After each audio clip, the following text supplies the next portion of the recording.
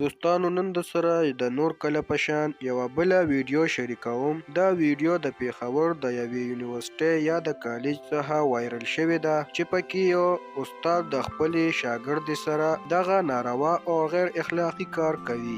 نو دغه ویډیو در سره هم شریکوم. که غواړئ چې د ټولو معلوماتو نه خبر شئ نو ویډیو را سره تر اخره پورې وګورئ. کوم ملګري چې زموږ په چینل کې نوي دي او زموږ چینل قرار کړي کې نوي سبسکرایب کړي نو مهرباني وکړئ چینل د سره ضرور سبسکرایب کړئ او خوا کې ورسره د ډلې نشان هم ووهئ چې داسې معلوماتي ویډیوګانې درته په اسانه درورسي. سلامونه دوستانو، دغه ویډیو د پیښور یا د یونیورسټۍ نه وایرل شوې ده چې پکې لیدل کېږي چې یو استاد د خپلې شاګردې سره دغه ناروا کار کوي. دوستانو داسې ډېر ویډیوګانې به تاسو کتلي وي خو دا د دې ویډیو په باره کې تاسو سره ټول معلومات هم شریکوم.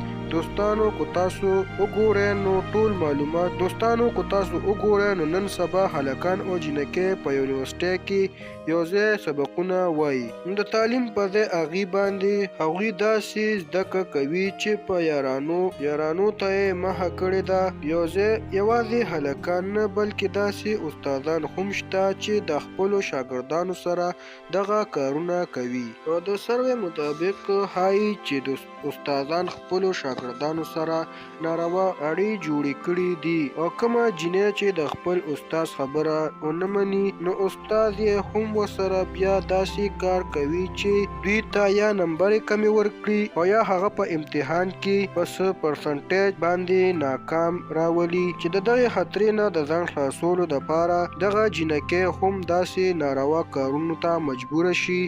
نو دوستانو اوس راځو له دغې ویډیو طرف ته چې تاسو ته په تصویرانو کې هم ښکاري چې د یوې یونیورسټۍ یو استاد د شاګردې سره دغه ناروا کار کوي. دوستانو دغې ویډیو په کتلو موږ ډېر زیات خفه شو ځکه چې دغسې جنکۍ او هلکان یونیورسټۍ یا کالجونو ته د تعلیم حاصلولو دپاره ځي خو بیا چې هلته داسې ناروا او غلط کارونه کوي نو یقینا دا د هر مور پلار ته پکار دي چې په خپلو بچیانو خاص خیال وساتي ځکه چې د دې بدکارۍ بندولو لپاره مور پلار له حق جوړیږي او استادانو له هم پکار دي چې په دې کې یو ښه کردار وکړي او د روحاني د پلار په حیثیت باندې د خپلو شاګردانو مخې ته راشي.